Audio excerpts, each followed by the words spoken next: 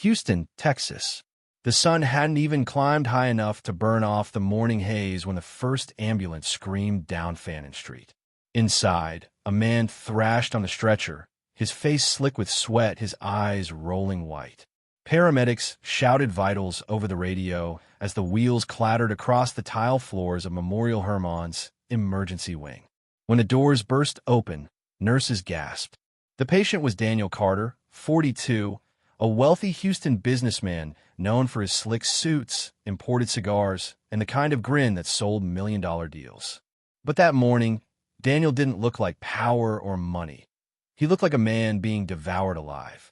The sheet covering his lower body was soaked dark red and brown. When a nurse peeled it back, the room filled with a smell so sharp and metallic it seemed to crawl into everyone's throat.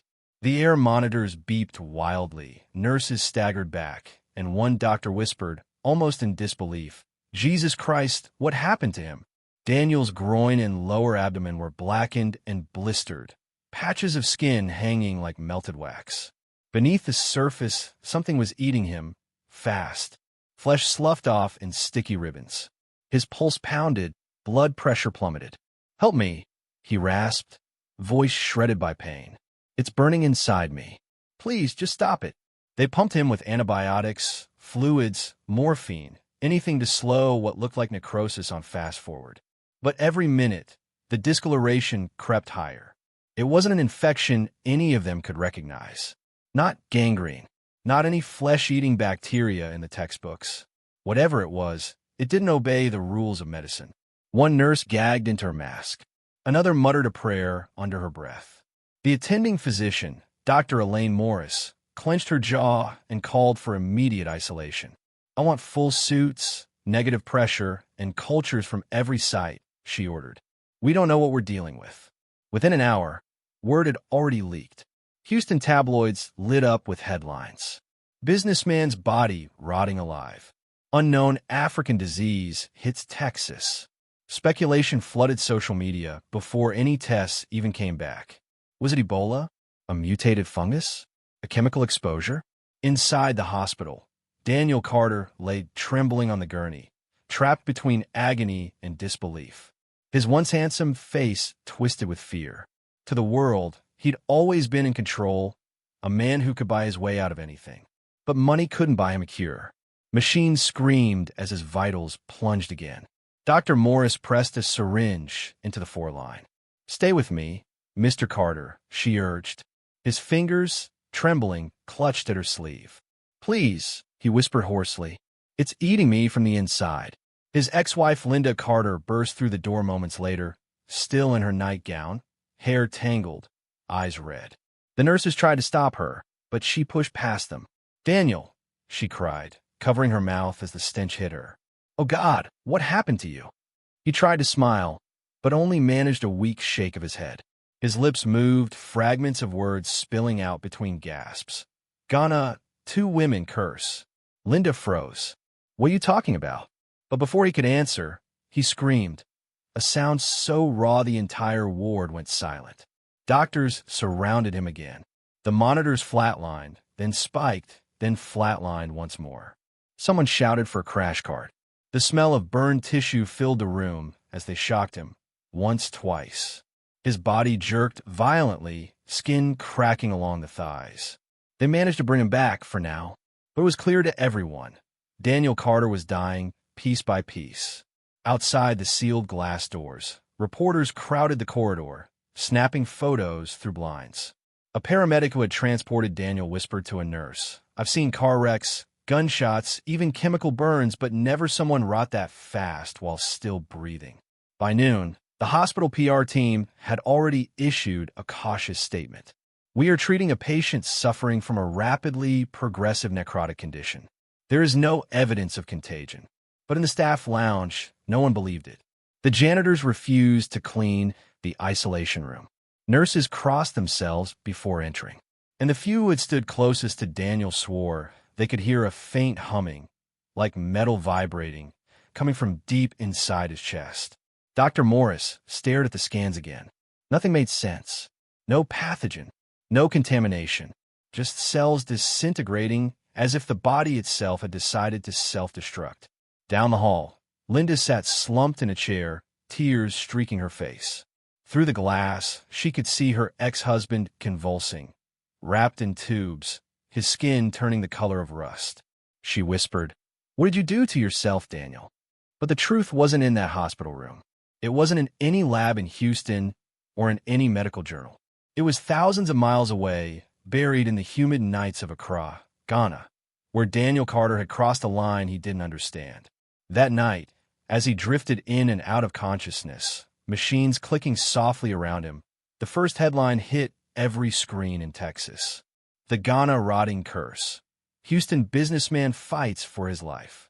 And for those who read it, it sounded like a medical mystery. But for the people who'd been in that room, it felt like watching a man pay for a sin science couldn't explain. A week before the hospital sirens, Daniel Carter was on top of the world. He stood in his penthouse office overlooking downtown Houston, a skyline of mirrored towers glowing orange in the Texas sunset, sipping aged scotch from a crystal glass. His assistant reminded him of his flight. Daniel waved her off. "Relax, Lisa. I'm not going to miss the chance to make 7 figures in a week." The Ghana deal was his latest conquest, a high-risk timber export contract that could pay out millions if he secured exclusive rights. Most men in his position would have sent a lawyer. But Daniel wasn't most men. He liked to see the world, taste it, and own a piece of it. By the time he boarded his flight to Accra, first class of course, he was already texting an old college buddy. Africa trip. Big deal. Big money. Maybe bigger fun. To Daniel, life was a game of indulgence. Every deal sealed with a drink. Every night capped with a woman. He had built, lost, and rebuilt his fortune after a 1-year stint in prison for tax fraud. The scandal barely dented his ego. "Everyone gets caught once," he told reporters at the time. "It's how you bounce back that matters." Now, as the plane cut through the clouds, he smiled, confident that his bounce back was complete.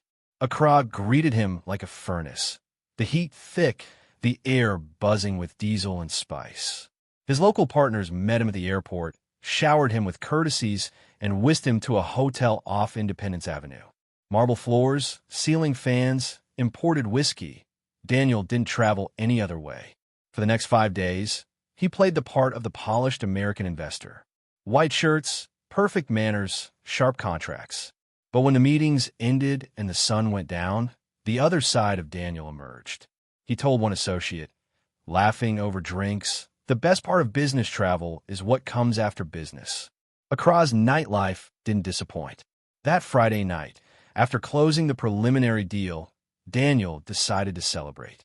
He ditched his local guide and hailed a taxi on his own. "Take me where the music's loud and the women are beautiful," he told the driver. The cab rolled through winding streets until neon lights spilled from a club called Zion Lounge. Inside, the air pulsed with Afrobeat, thick bass lines flashing colors, sweat and perfume mingling in the heat. At the bar, Daniel ordered whiskey neat. That's when he saw her. Amara. She was everything a man like him couldn't resist. Radiant, confident, with golden beads woven through her braids that caught the strobe lights like sparks. When she laughed, people turned their heads. When she looked at Daniel, he forgot the heat, the music, the room itself. "American?" she asked, her accent smooth, teasing. "Is it that obvious?" He grinned. "Only Americans smile like they own the place," she said, touching his sleeve. Her friend appeared beside her, Effia, quiet, composed, eyes like still water. Where Amara glowed, Effia absorbed the light. She didn't flirt or smile. She just watched. Daniel raised his glass to both of them. "You ladies out celebrating too?" Amara smirked. "We celebrate life every night." Hours blurred into rhythm and laughter. Daniel bought round after round, telling stories of Houston, of business, of himself. Amara leaned close, whispering things he could barely hear over the music. Effie said almost nothing, but her eyes stayed on him the entire time. At midnight, Amara's voice dropped low. "You should come with us. One last celebration before you fly home." Daniel didn't hesitate. The arrogance of a man who'd never been told no. He tossed a wad of bills on the counter, and followed them out into the humid night. The streets grew narrower as they walked. Streetlights flickered out one by one until only the glow of distant traffic remained. The air smelled of smoke and rain. "Where are we going?" he joked, half drunk, half excited. Amara smiled without answering. Effia trailed slightly behind, humming a tune that didn't sound like anything from the club. Low, rhythmic, ancient. They turned a corner and stopped at a guest house tucked behind rusted gates and tangled vines. The building leaned slightly, its windows dark except for one faint light upstairs. Daniel hesitated. "This isn't the hotel I'm paying for." Amara stepped closer, her breath warm against his ear. "You wanted real Ghana, didn't you?" He laughed. "Sure. Why not?" The door creaked as they entered. The hallway smelled of candle wax and something faintly metallic. Somewhere inside, a fan rattled lazily. Amara led him up the stairs, her bracelets clinking softly with each step. Effia followed in silence, her bare feet barely touching the floor. In the upstairs room, the light was dim and gold, cast by dozens of candles burning low. A haze of incense coiled through the air, sweet and bitter at once. Daniel loosened his tie, grinning. "Now this," he said, "is my kind of negotiation." Amara turned to him with a smile that didn't quite reach her eyes. "Then let's begin." Effia closed the door behind them. And as the lock clicked shut, Daniel Carter, the man who believed he could buy, charm, or cheat his way through life, stepped into a ritual he would never understand, and a night that would follow him all the way home. The room smelled of candle wax, sweat, and something Daniel Carter couldn't name, metallic and earthy, like rain on rust. Shadows danced along the cracked walls as dozens of flames flickered low, their light crawling across Amara's skin. She stood at the foot of the bed, her gold-tipped braids brushing her shoulders, eyes bright and wild. Effia lingered near the window, silent, her face unreadable. The air felt heavy, electric. Daniel chuckled, loosening his shirt. "You girls really know how to set the mood," he said. Neither answered. Amara reached for a bottle of dark liquor on the bedside table and poured 3 shots into clay cups. "Drink," she said. Her tone wasn't flirtatious anymore. It was firm. Daniel hesitated. "I don't usually need a ceremony." Amara's gaze held his, unblinking. "Tonight you do." He smirked, raised a cup and downed it. The liquid burned, thicker than whiskey, bitter with an aftertaste that felt wrong. "Jesus," he coughed. "What the hell is that?" Effia moved behind him and began to hum, a low, steady sound that vibrated in his spine. It wasn't a song, not really. It was rhythm, ancient and slow, syncing with the pulse in his temples. Amara began to speak. At first, Daniel thought it was another language. Then he realized it wasn't meant to be understood at all. The syllables rolled like thunder, harsh and melodic, punctuated by clicks and whispers. "Ogun," she said the name like a breath, almost reverent. Daniel frowned. "Who's that?" Effia's hum deepened. Amara stepped closer, pressing her palm flat against his chest. Her hand was warm, too warm. She drew slow circles on his skin with her fingertips, then turned and took something from a small clay jar sitting beside the candles. The jar's rim was chipped, crusted with residue. When she pried the lid open, a thick, black substance glistened inside. It shimmered like oil, but smelled like blood and soil mixed together. "What is that?" Daniel laughed nervously. "Some kind of paint?" Amara didn't reply. Effia dipped her fingers into the jar and pulled out a scoop of the substance, dripping black trails down her wrist. She walked toward him without breaking eye contact. "Hey," Daniel said, stepping back. "What's the game here?" Effia pressed 2 stained fingers against his chest. The touch was icy, then burned. Daniel flinched. "Jesus, what the—" Before he could finish, Amara's chanting grew louder, faster. The syllables overlapped, rising and falling like waves crashing against stone. Effia dragged her fingers across his torso, sketching patterns, spirals, symbols, loops that meant nothing to him but carried a weight he could feel. The black liquid tingled, then seared. Daniel gasped. "That hurts." Amara smiled faintly, her eyes half closed. "It's supposed to." For a moment, He thought about leaving, about pushing past them and walking out. But the room felt like it was closing around him, the heat, the smoke, the rhythmic hum filling his head. His pulse pounded, his breath quickened, and his drunken curiosity blurred into something darker. He let them guide him to the bed. The candlelight shimmered across Amara's body as she straddled him, her skin slick with sweat, her braids swinging forward like chains of gold. Her voice never stopped chanting. The sound wrapped around him, merging with Effie's humming until it became something physical, vibration crawling under his skin. "Relax," Amara whispered.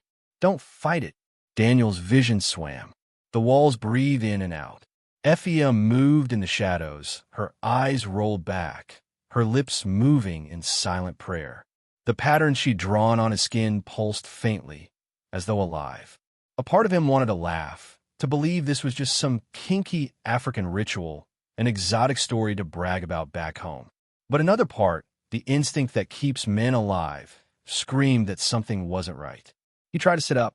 "Okay, ladies, fun's over." Effie pressed a firm hand to his chest. Her strength startled him. He couldn't move.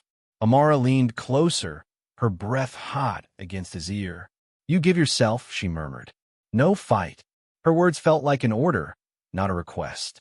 Daniel's defiance melted under the weight of her stare. His skin tingled. His heart pounded so hard he thought it might burst. The chanting built to a fever pitch. He felt lightheaded, detached, as though his body was being pulled apart and stitched back together by unseen hands. Amara's eyes fluttered closed, her head tilted back, voice breaking into a final cry that echoed off the walls. The name again? Ogun. The candles flickered violently, flames bending inward as if drawn toward him. A sudden gust of air swept through the room. The hum stopped. Silence. Amara collapsed against him, breathing hard. Effie stood by the door, watching, her expression unreadable. When Daniel finally found his voice, it came out rough. What the hell was that?" Amara didn't answer. She slid off the bed, gathered her dress, and spoke softly to Effie in their language. Effie nodded once, then turned to him. "You will remember us," she said flatly. "But we will not remember you." The door creaked open. They left without another word. For a long time, Daniel lay staring at the ceiling, skin slick with sweat and streaked in black. The patterns on his chest had begun to dry, cracking like old paint. He chuckled to himself, trying to shake off the unease. Craziest damn night of my life. He drifted into sleep, unaware that the symbols on his body still shimmered faintly in the dark, faint pulses that beat in time with his heart. When he woke hours later, the candles had burned down to puddles of wax. The women were gone. Outside, the sky was bleeding into dawn, and somewhere deep under his skin, something small began to move. Morning came like punishment. The ceiling fan rattled lazily above Daniel Carter, stirring the heavy air of the guest house room. His head throbbed with the dull ache of cheap liquor and bad decisions. Candles had burned down to wax puddles on the nightstand, and the sheets clung to his skin with the sour smell of sweat, smoke, and something faintly metallic. He groaned, pushing himself upright. His shirt lay crumpled in the corner, stiff with black stains from whatever strange oil the women had rubbed across his body. He rubbed his chest and felt faint, dried ridges under his fingertips, traces of symbols that hadn't completely washed away. For a second, the night replayed in flashes. Amara's chanting voice, Effie's unblinking stare, the burning on his skin. He chuckled nervously, shaking his head. "Hell of a night," he muttered. "Wildest damn thing I've ever done." But when he glanced in the mirror, he paused. His skin looked pale and tight, almost glossy, as if the pores themselves were sealed. He splashed water on his chest until the faint marks faded, leaving only smudged gray streaks. There, clean slate. He buttoned his shirt, ignoring the slight itch crawling under his ribs. Downstairs, the guest house lobby was dim and quiet. The clerk, a thin young man with tired eyes, handed him his bill without looking up. When Daniel passed over a few crumpled bills, the man's hand trembled. His gaze flicked once to the faint gray stains peeking through Daniel's collar, then dropped to the floor. Daniel frowned. Something wrong? The clerk shook his head quickly. No, sir. Have a safe journey. As Daniel turned to leave, the man whispered something in Shui, soft and fast. Daniel caught only one word. Ogun. He scowled. Yeah, whatever, he muttered, shoving open the door. Superstitious nonsense. Outside, Accra was alive and blistering with heat. Street vendors shouted over the honks of taxis. The smell of fried plantains and exhaust filled the air. Life pulsed, bright and unbothered. Daniel grinned. This was his element. Noise, movement, money, changing hands. He called a taxi to take him to a nearby clinic. Need a quick malaria shot before I fly, he said, climbing in. The driver nodded but avoided his eyes the entire ride. The clinic was small, its waiting area crowded with locals fanning themselves beneath a slow-turning ceiling fan.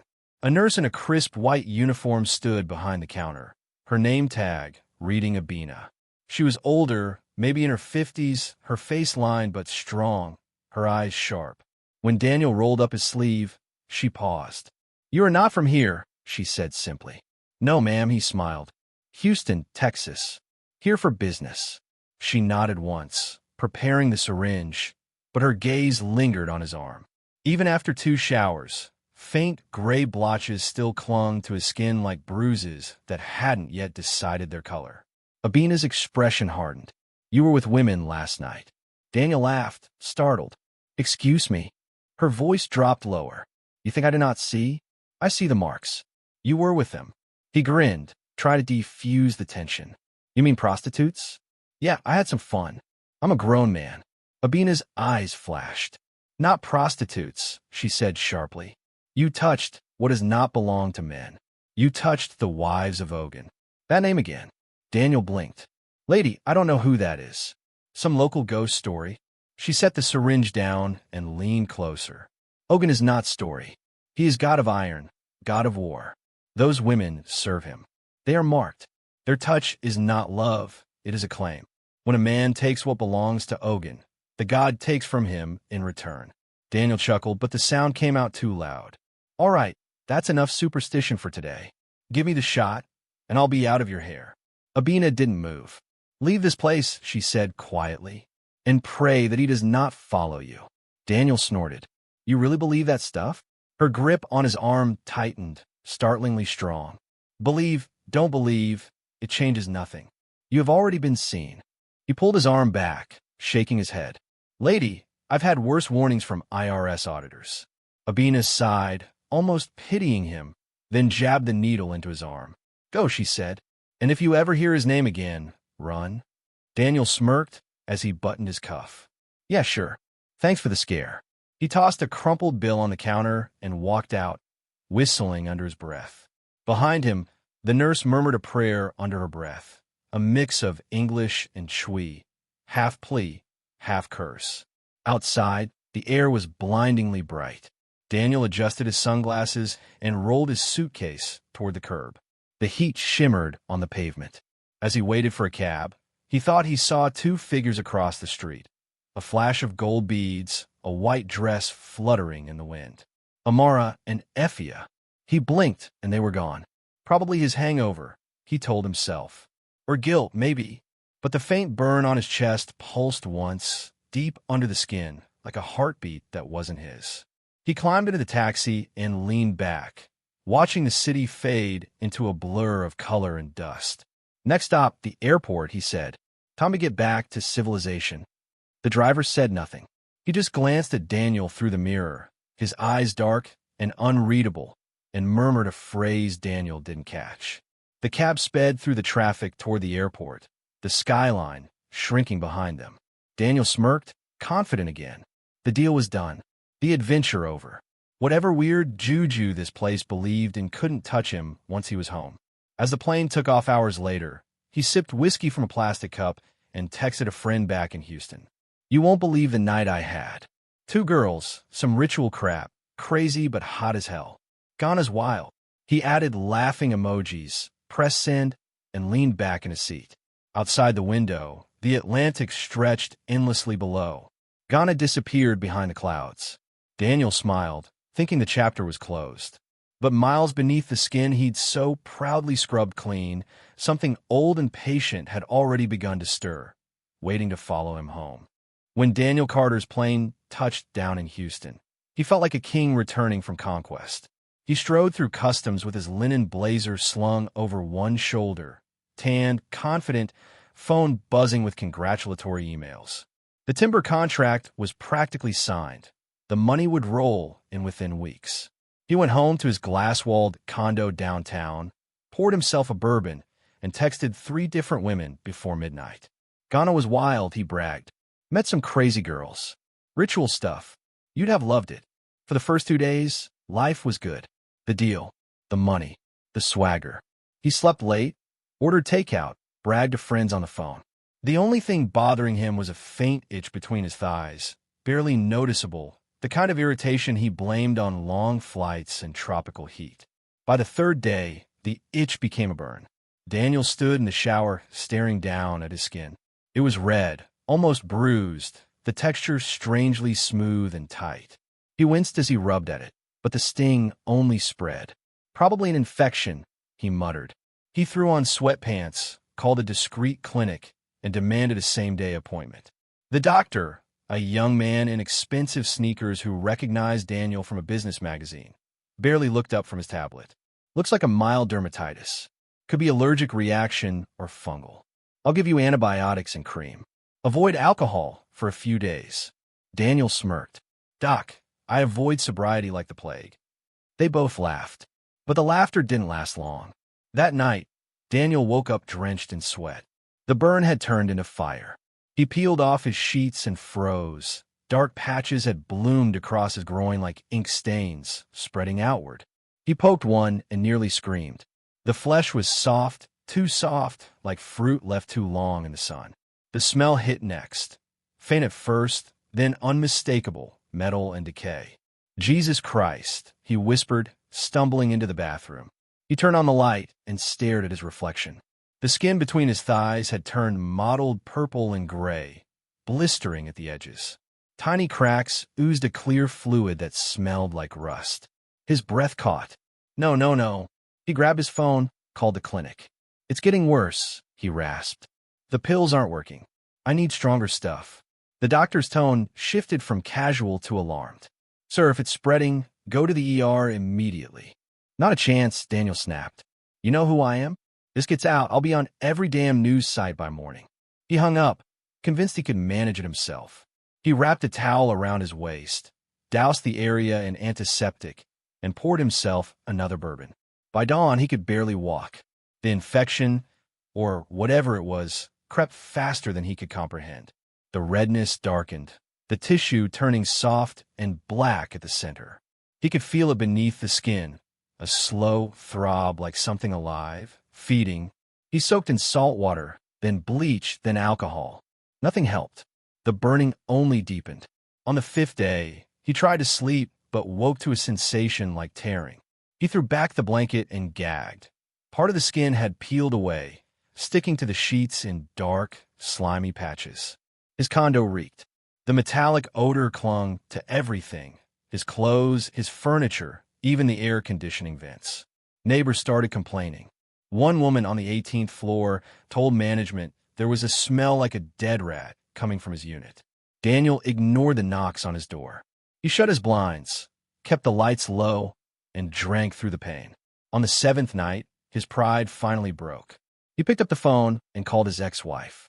Linda, I need you, he whispered. Her first reaction was laughter, cold, bitter. You only call when you're desperate. Please, he said, voice trembling. Something's wrong with me. The silence on the line stretched long enough for her anger to fade into unease. I'm on my way. When she arrived an hour later, she gagged the moment the door opened. Oh my God, Daniel, what is that smell? He was curled up on the couch, shaking, covered in sweat. The towel around his waist was stained brown and red. Don't look, he mumbled. Linda stepped closer, then froze. Her hand flew to her mouth. Jesus Christ. Daniel, his skin, what was left of it, looked eaten, rotting from the inside out. The darkened flesh had begun to collapse, revealing patches of muscle underneath. "You need a hospital," she choked out. "No," he croaked. "Please, don't tell anyone. Just help me." But minutes later, his body began to convulse, his eyes rolling back. Linda screamed and grabbed her phone. "He's dying. Send an ambulance." When the paramedics arrived, even they flinched. "What the hell happened to him?" one whispered. They loaded Daniel onto the stretcher, his body slick with sweat and blood, the stench overwhelming. As they carried him out, his hands slipped free from the straps. His fingers clawed weakly at the air, as if trying to hold on to the world he once ruled. By the time they reached Memorial Hermann Hospital, Daniel Carter, the man who believed he could outsmart anything, was barely conscious, whispering fragments that no one understood. Between gasps, one phrase kept surfacing over and over again. "He's coming for me. The God of Iron. He's coming." By the time Daniel Carter arrived at Memorial Hermann Hospital, the stench had already spread through the emergency bay. Paramedics rolled the gurney in fast, their gloves slick and stained. One of them muttered, "Never seen anything like it." His skin's coming off in sheets. The nurses froze when the blanket slipped. His thighs were black-purple, split open in wet cracks that wept fluid. The flesh beneath looked like burned meat. Monitors beeped frantically. "Blood pressure 60/30, someone yelled. Dr. Elaine Morris, the attending physician, stared at the patient file. No known allergies, no recent surgeries, no toxins detected. She swallowed hard. "Get him to isolation. Full suits. Cultures from everything, blood, tissue, wound, saliva. Move." Inside the sterile glass room, Daniel moaned through the oxygen mask, eyes glassy, skin slick with sweat. "It's spreading," he rasped. "You have to stop it." Morris pressed a reassuring hand to his shoulder, though she could barely hide her own nausea. "We're doing everything we can, Mr. Carter." He turned his head slightly. "No, you can't." Within hours, Memorial Hermann had turned into a war room. Infectious disease specialists flooded in, joined by a team from the CDC. They ran every test in the book: necrotizing fasciitis, MRSA, staph, gangrene, leprosy, even radiation burns. Every result came back negative. "Impossible," whispered Dr. Morris, staring at the empty culture plates. "There's nothing here. The tissue's dying, but there's no infection." A pathologist examined the slides under the microscope. "The cells are self-destructing. It's like the body's attacking itself, but not autoimmune, more like it's being told to rot." The CDC supervisor frowned. "Told by what?" No one answered. Outside the lab, chaos brewed. Someone leaked the case to the media, and by morning, satellite trucks clogged the street.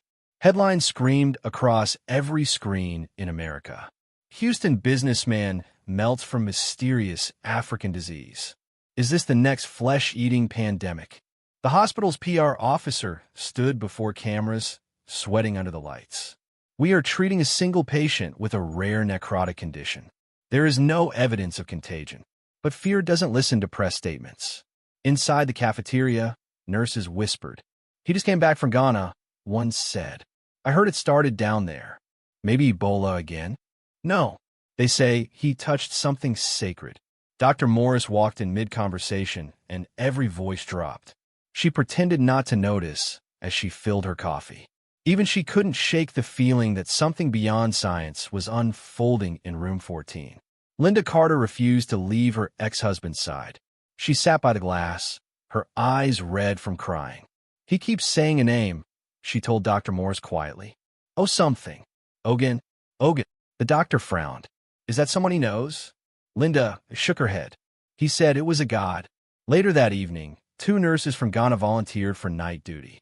Linda overheard them whispering in Twi near the monitors. When she asked what they were saying, one finally replied in broken English. "Ogun is god of iron and war. If a man lies with the women sworn to him, he is cursed. He will rust." From inside, Linda stared at them, speechless. "You think this is a curse?" The nurse hesitated. "You asked." I answered. Back in the isolation room, Daniel writhed beneath his sheets. Morphine dripped into his veins, but the pain chewed through it like fire. His body looked less human each hour, skin sloughing off in slick ribbons, muscle exposed in places, the smell heavy and sweet. He caught sight of Linda through the glass and gestured weakly for her to come closer. She pressed her hand to the window. They said his name. He whispered, barely audible through the mask. At the guest house. They marked me. I thought it was a game. Linda's throat tightened. We'll find out what it is, okay? The doctors will fix it. Daniel shook his head, eyes wild. It's not them. It's him. The monitors shrieked. His heart rate spiked, then dropped. Nurses swarmed in, adjusting lines, barking vitals. Linda backed away, sobbing.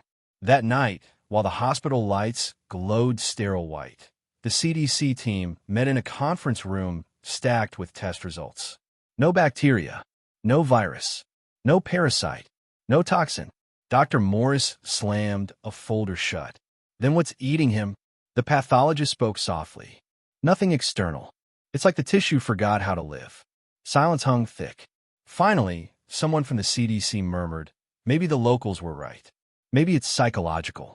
Or, he trailed off, unwilling to say the word spiritual. No one laughed. On social media, theories multiplied faster than any microbe. Hashtag #GonnaCurse trended worldwide. Talk shows debated science versus superstition. Tabloids ran photos of Daniel's luxury condo beside images of voodoo dolls and African masks. In Ghana, an old man interviewed on local radio said simply, "The god of iron does not cross oceans, but his wives do. He takes what is his." Inside room 14, Daniel slipped in and out of consciousness. He dreamed of Amara's laughter, Effie's cold stare, and the black symbols shining on his skin. When he woke, he screamed, tearing at his IVs. Linda rushed to the glass. Daniel, he looked straight at her, pupils blown wide. "He's here," he whispered. "He wants it back." Alarms wailed. Doctors pushed her aside, shouting orders. As they sedated him, a nurse caught a glimpse of the skin near his chest. The faint black marks, the ones Daniel thought he'd scrubbed away, had reappeared, darker than before. When Dr. Morris reviewed the footage later, she paused the frame. The symbols glowed faintly under the hospital lights, like fresh ink. She leaned back in her chair, exhausted, whispering to herself, maybe science isn't the language this thing understands. By the third week, the doctors stopped using the word infection. It didn't fit anymore. Whatever was happening to Daniel Carter wasn't bacterial, viral, or even remotely natural. His body had turned into something else, something that defied every rule they knew. He no longer looked human. His once broad chest had sunken in. The skin across his torso was marbled gray and black, flaking in patches that exposed red sinew beneath. His lips had cracked and bled from dehydration. Tubes snaked from his veins. Monitors beeped in uneven rhythm, each blip slower than the one before. Dr. Elaine Morris stood by the foot of his bed, clutching the latest lab results. They told her nothing. Every test came back blank. Every slide showed cells rupturing as though they'd lost the will to live.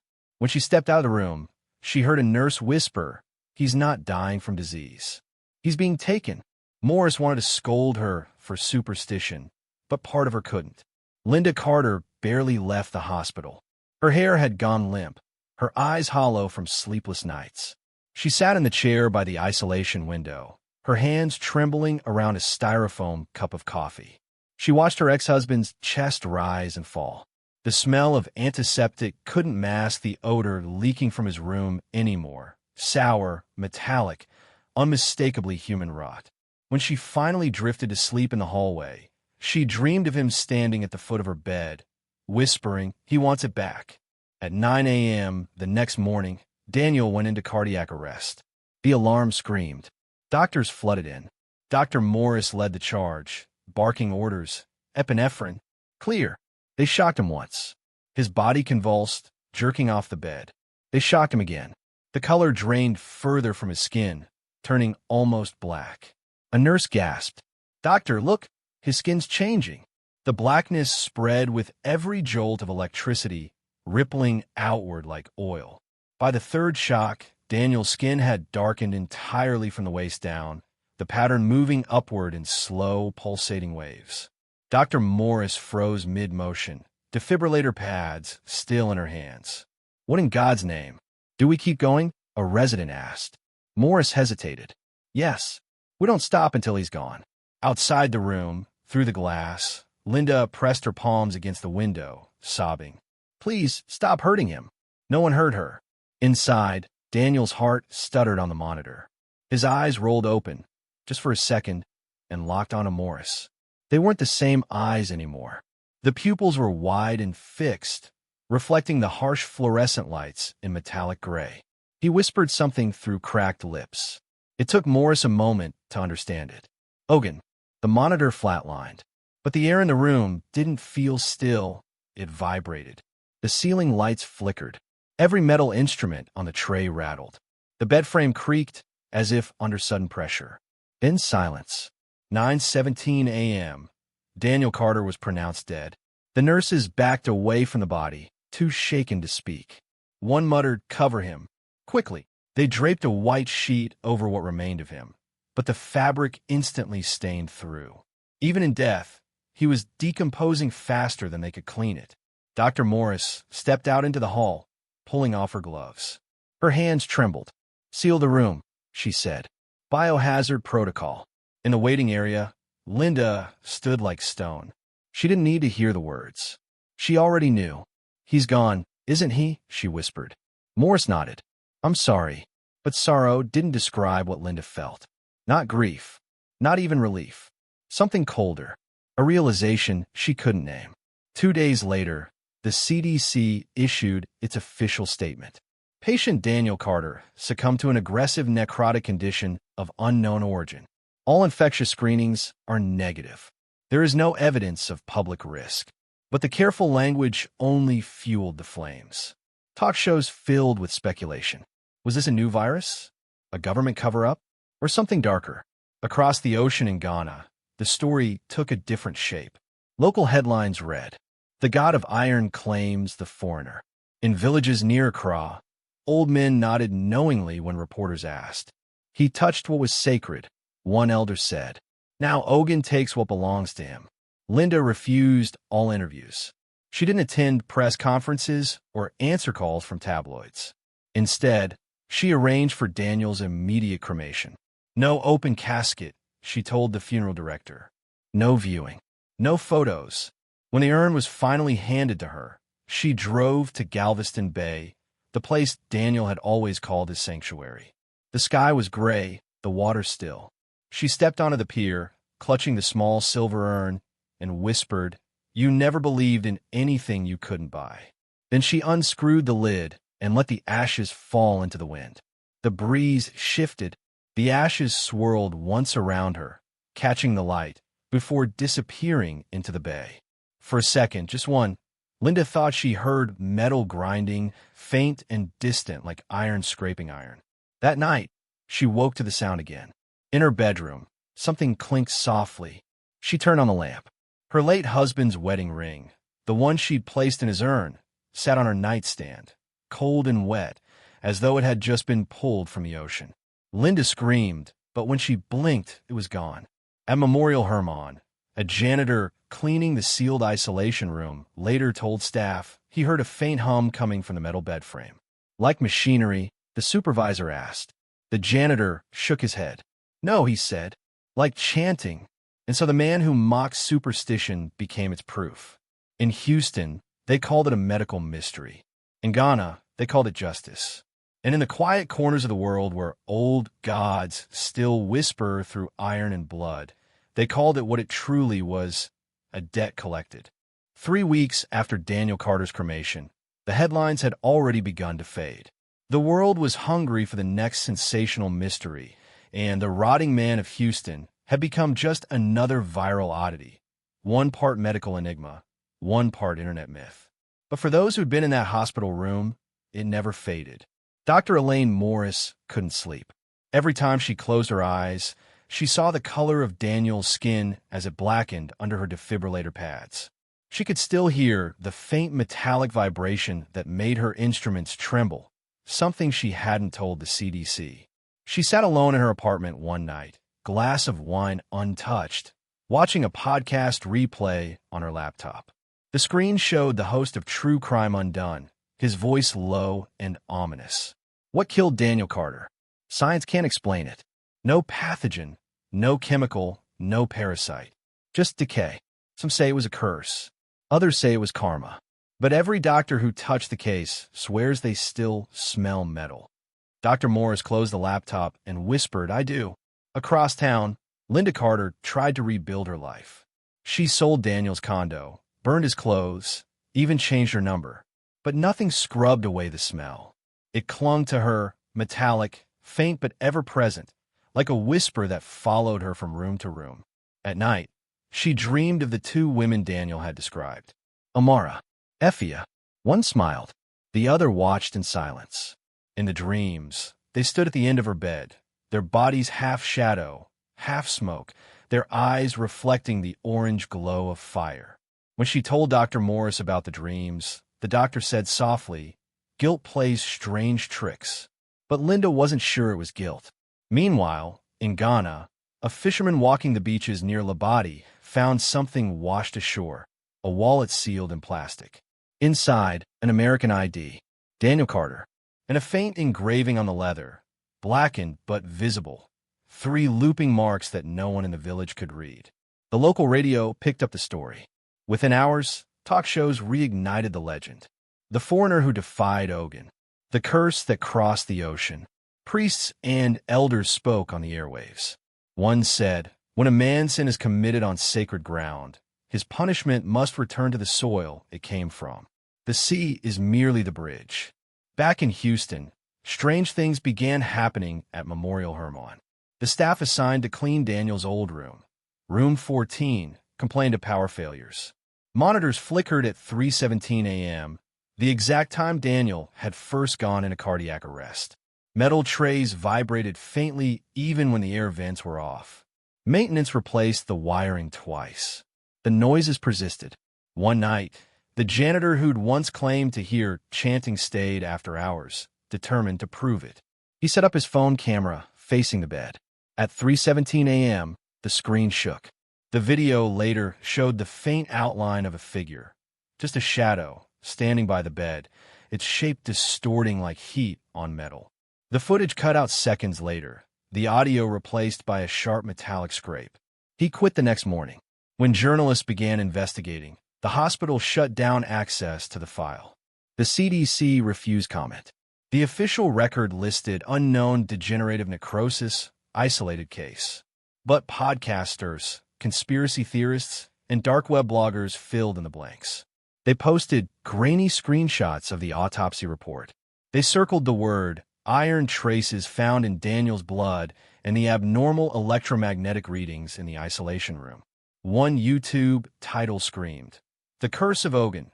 Science hides the truth." Another channel claimed Daniel's ashes had been lost in transit to Galveston. But that part wasn't true. Linda had seen them.